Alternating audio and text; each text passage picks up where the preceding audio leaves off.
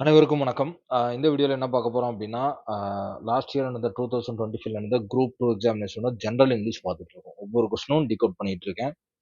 So 24 question முடிச்சாச்சு. 25த் question பார்த்தீங்க அப்டின்னா, டைப்ஸ் ஆஃப் லெட்டர்.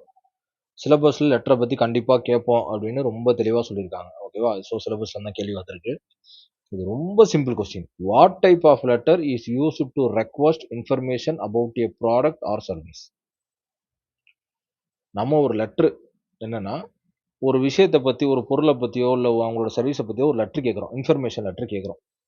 அது என்ன டைப் ஆஃப் லெட்டர்ன்னு கேட்டிருக்காங்க. Enquiry letter, sales letter, personal letter, resignation letter. So அப்ப நம்ம மெட்டீரியல காட்டுறேன். பட் அதுக்கு முன்னாடி சாதாரணமாவே இதுக்கு ஆன்ஸர் என்ன செய்ய முடியும்? பண்ண முடியும். என்னன்னா, இதுல அர்த்தம் தெரிஞ்சாலே ஒரு ப்ராடக்ட்ட பத்தின இன்ஃபர்மேஷன் கேட்கிறோம். ஓகேவா? அதுக்கு சாதாரணமா நமக்கு தெரியும். இங்கிலீஷ்ல அதுக்கு விசாரணைக்கு என்குயரி அப்படிங்கிற வேர்ட் நமக்கு தெரியும். விசாரிக்கிறோம். ஒரு ஒரு பொருள பத்தின விஷயத்த பத்தி விசாரிக்கிறோம். அதான் என்குயரி. இந்த என்கொயரிங்கிற வேர்ட நம்ம வாழ்க்கையில பல டைம் கேட்டிருப்போம். இல்லையா? அப்ப பார்த்தோனே தெரிஞ்சிருக்கும் என்கொயரி லெட்டர்ன்னு. சேல்ஸ் லெட்டருக்கும் இதுக்கும் சம்மந்தம் இருக்கா? கிடையாது. பர்சனல் லெட்டருக்கு பர்சனல்ன்னு தெளிவா அவனே சொல்ட்டான். ப்ராடக்ட் விக்கிறவனுக்கும் நமக்கும் என்ன சம்மந்தம்? ஸோ பர்சனல் ஒண்ணுமே கிடையாது. ரெசிக்னேஷனுக்கும் நமக்கும் சம்மந்தமே இல்ல இந்த கேள்விக்கும். ரெசிக்னேஷன்ங்கிறது வேலை பார்க்குற இடத்துல டீல் பண்றது. ஸோ ரெசிக்னேஷன் கிடையாது. பொருள் வாங்குறவனுக்கும் நமக்கும் சம்மந்தமே கிடையாது. ஸோ பர்சனலும் கிடையாது. சேல்ஸ் லெட்டர்ங்கிறது நம்ம விக்கல, நம்ம வாங்கல எதுவுமே கிடையாது. அங்க இதுக்கும் சம்மந்தமே கிடையாது. என்கொயரி மட்டும் தான் இதுக்கான ஆன்சர். Request information. ஸோ நம்ம ஒரு இன்ஃபர்மேஷன விசாரிக்கிறதுக்கு இங்கிலீஷ்ல பேர் என்ன? என்கொயரி. அப்ப ஈஸியா கண்டுபிடிச்சிடலாம்.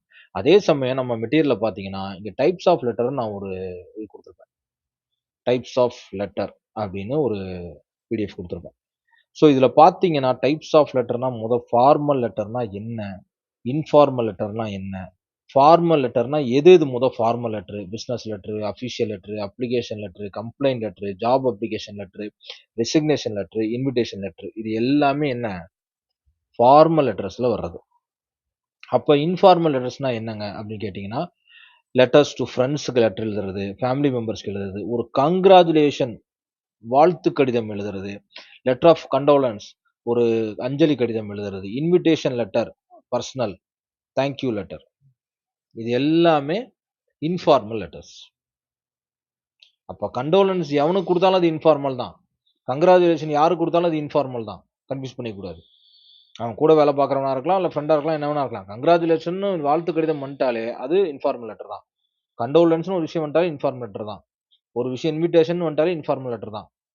அப்ப நம்ம பர்சனல் சார்ந்த எல்லாமே என்னதான்? இன்ஃபார்மல் லெட்டர் தான். ஸோ அப்ப இந்த பிடிஎஃப் வந்து இப்ப இந்த கொஸ்டின் ரொம்ப ஈஸியா இருக்கும். நம்ம என்ன செய்ய முடிஞ்சிருச்சு? ஆன்ஸர் டக்குன்னு மெட்டீரியல பார்க்காமலே கண்டுபிடிச்சிடலாம் கண்டிப்பா. ஆனா அதே சமயம் இந்த மாரிலாம் குடுத்து அஃபிஷியல் லெட்டர் மாரி ஒரு ஃபார்மேட்ட குடுத்து, இல்ல ரெசிக்னேஷன் லெட்டர குடுத்து, இல்ல இன்விடேஷன் லெட்டர குடுத்து, இதுலருந்து ஏதாவது கொஸ்டின் குடுத்தனா, அப்பதான் நம்மளோட மெட்டீரியலோட பவர் யூஸ் ஆகும். ஓகேவா? ஃபார்மல் லெட்டர்னா என்ன? இன்ஃபார்மல் லெட்டர்னா என்ன? டஃப்பா கேட்கும்போது நம்ம மெட்டீரியல் என்ன செய்யும்? ஆன்ஸர கண்டுபிடிக்கிறதுக்கு உதவும். அப்போ ஃபார்மல் லெட்டர்ல அந்த லெட்டர் ஃபார்மேட் எப்படி இருக்கணும்? சென்ட்ரல் அட்ரஸ் இருக்கணும், அடுத்த டேட் இருக்கணும், ரிசீவர் அட்ரஸ், சப்ஜெக்ட், சல்யூட்டேஷன், பாடி இது இந்த இந்த ஆர்டர் தான் கேட்டிருந்தானுங்க. இப்ப பின்னாடி பார்ப்போம். வரும் பாருங்க ஒரு இடத்துல. ஓகேவா? ஸோ இது ரொம்ப முக்கியம். இன்ஃபார்மல் லெட்டர் என்ன? அதே மாரி சில என்ன சொல்றது? மல்டிபிள் சாய்ஸ் கொஸ்டின் எக்ஸாம்பிள் குடுத்தேன். Which of the following is not a formal letter? Letter to a friend. கரெக்ட்டா? Letter to a friend. What is the main purpose of a formal letter? Formal லெட்டருடைய main purpose என்ன? So இந்த மாரிலாம் கேட்கும்போது, இந்த மாரிலாம் ஒரு வேளை கேள்வி கேட்டிருந்தா நம்ம என்ன செஞ்சிருப்போம்? சிக்கியிருப்போம். அப்பதான் இந்த இடத்துல நமக்கு இந்த கன்டென்ட் தேவ. ஃபார்மல் லெட்டர்னா என்ன? இன்ஃபார்மல் லெட்டர்னா என்னங்கிற கன்டென்ட்டும், புரிதலும் ரொம்ப தெளிவா தேவ. இந்த மெட்டீரியல படிச்சுட்டீங்கன்னா, எப்படி கேட்டாலும் ஆன்ஸர் பண்ணிறலாம். ஓகேவா? எப்படி கேட்டாலும் என்ன செய்ய முடியும்? நம்மளால ஆன்ஸர் பண்ண முடியும். ஸோ எல்லாத்துக்கும் எக்ஸாம்பிள் குடுத்துருப்பேன். ஸோ இதுல ஃபைனல் டிப்ஸா குடுத்துருக்கேன் பாருங்க. Use simple and clear language, maintain formal tone, informal லெட்டர்ஸ்க்கு friendly and casual tone, always check grammar and punctuation, follow the correct format for each type of letter. Okay. இது எல்லாமே பொதுவா exam ஓரியன்டடா நான் சொன்னது. ஓகேவா? ஸோ இதோட எண்ட் கார்ட் போட்டு முடிச்சாச்சு. ஸோ இந்த கேள்வி ரொம்ப சிம்பிள். இதுக்கு நம்ம மெட்டீரியல பார்த்திருந்தாலும் ஆன்ஸர் பண்ணியிருக்கலாம். மெட்டீரியல் பார்க்கலனாலும் ஆன்ஸர் பண்ணியிருக்கலாம். சாதாரண ஒரு காமன் நாலேட்ஜ் இருந்தாலும் என்ன செஞ்சிருக்கலாம்? ஆன்ஸர் பண்ணியிருக்க முடியும்.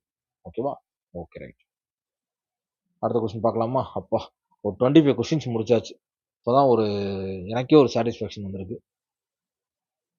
எனக்கு தெரிஞ்சு இப்போ வரைக்கும் அந்த 25 கேள்வியில 3 கேள்வி தான் அவுட் ஆஃப் சோர்ஸ். ஓகேவா? 3 கேள்வி தான் அவுட் ஆஃப் சோர்ஸ். அது கூட எப்படின்னா 6லேருந்து 12க்குள்ள எடுக்கல. 3 கேள்வி மட்டும் தான் அவுட் ஆஃப் சோர்ஸ்லருந்து வந்திருக்கு. ஓகே. மீதி எல்லா கேள்விக்கும் நம்ம நான் குடுத்த மெட்டீரியல்ல ஆன்சர் இருக்கு. படிச்சு புரிஞ்சிருந்தீங்கன்னா கண்டிப்பா ஆன்சர் பண்ணிக்க முடியும். அதத்தான் இங்க ப்ரூவ் முயற்சி பண்ணிட்டு இருக்கேன் நான். ஸோ நம்ம மெட்டீரியல பொறுத்தவரைக்கும் மனப்பாடம் பண்ண வேண்டிய விஷயத்த மனப்பாடம் பண்ணிக்கலாம். ஆனா கிராமர்லாம் புரிஞ்சுக்க வேண்டிய அது ஒரு கணக்கு மாரி. இப்ப அடிஷன் நமக்கு தெரிஞ்சிருச்சுன்னா, சப்ட்ராக்ஷன் தெரிஞ்சிருச்சுன்னா, எந்த நம்பர குடுத்தாலும் அடிஷன், சப்ட்ராக்ஷன் பண்ணலாம் இல்லையா? அது மாரி தான். ஸோ அந்த கிராமட்டிக்கல் ஸ்ட்ரக்சர் நமக்கு தெரிஞ்சிருச்சுன்னா, அவன் எப்படி வேணாலும் கேள்வி கேட்கட்டும். நம்மளால ஆன்சர் பண்ண முடியும். ஓகேங்களா? Thank you so much. Thank you.